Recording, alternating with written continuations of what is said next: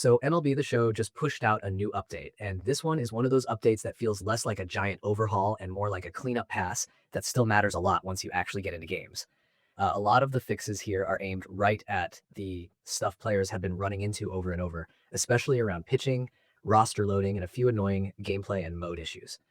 The biggest thing for a lot of people is probably going to be the pitching changes, because that is where most of the noise has been coming from. Grant Taylor got a fix for the way his pitch was releasing, and Josh Hader plus Michael King both had their pitching animations changed, with that part of the update kicking in after the content update. And that right there is the kind of change people are going to notice fast. When an animation is off, it does not just look weird. It can throw off timing, visual cues, and the whole feel of facing that pitcher. So fixing Grant Taylor's release point makes sense, and the Hader and King adjustments probably matter even more for players who see them a lot in Diamond Dynasty or online matchups. It is the kind of thing where somebody who does not play the game every day might shrug and move on, but anybody who has dealt with those weird pitching animations knows exactly why this needed to be addressed.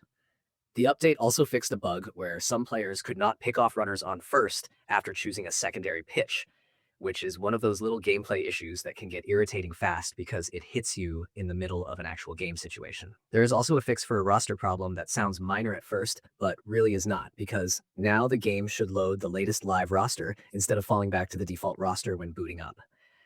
That is the kind of thing that can mess with the whole experience before you even get into a game, especially if you are someone who checks for current rosters right away. On top of that, head-to-head got a freeze fix tied to batting and the quick menu, which is exactly the kind of random bug that can make a match feel broken, even if everything else is fine. Those are the little pain points that do not always look dramatic in patch notes, but in practice, they are the things players remember because they happen in the middle of real games. Diamond Dynasty got a couple of important fixes too. One was the open packs counter icon being wrong in the menus, which is not a game-breaking issue, but it is the sort of UI bug that makes the mode feel sloppy when it shows up. The other one is more serious because it fixed an unhandled server exception that could happen when entering the stats and standings dashboard. If you spend time in Diamond Dynasty, you know that menus and dashboards matter a lot because that is where players are constantly checking progress, stats, and rewards.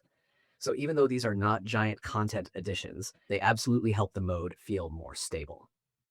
Franchise players also got a useful fix, since the update addressed an issue that could stop users from offering the maximum contract salary to a free agent.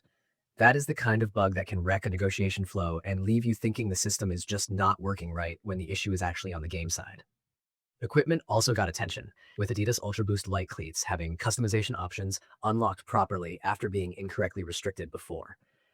That is not going to be the main thing most people boot the game up for, but for players who care about presentation and loadouts, that kind of fix definitely matters.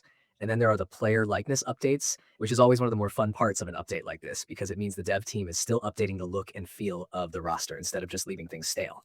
This update touched a bunch of names, including Wilyer Abreu, CJ Abrams, Ozzy Albies, Jonathan Aranda, Dylan Beavers, Jaron Duran, Kevin Gosman, Emerson Hancock, Peyton Henry, Liam Hicks, Michael McGreevy, Munetaka Murakami, Ben Rice, Casey Schmidt, Mike Soroka, Sal Stewart, Luis Torrens, Idemaro Vargas, Mark Vientos, and Justin Robleski. So if you are someone who notices player models, batting stances, and overall presentation, there is a decent amount in here for you too.